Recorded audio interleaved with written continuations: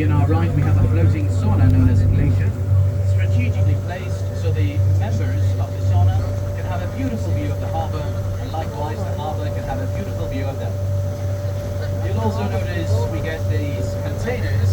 These have been fashioned into student houses to better facilitate the travel to Copenhagen in one of the universities, or a view in one of the schools.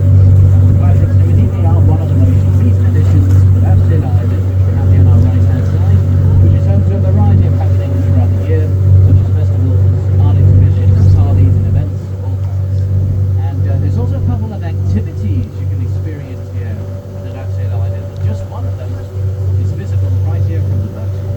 This crane with black and white metal bars stretching towards the sky.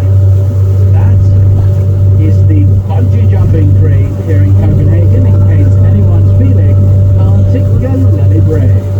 You can jump out with two lines. One stops you just shy of the water, and with the other line you get a little dip into the water as part of the jump, if you dare. When they originally opened the bungee jumping crane, they opened it with a bit of a commercial stunt as well. They said you can jump for free if you jump entirely naked. Oh yes. It turned out to be very popular. And lots of folks showed up and dropped their clothes, and when they started seeing naked people every day, can you believe it, they regretted the offer.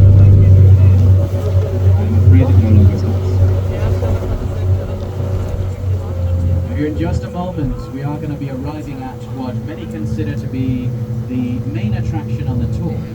The largest, smallest attraction on offer in Copenhagen, the most photographed woman in the entirety of Denmark. She starred in a Disney film. You might know who it is. She's coming up on our right-hand side in just a moment.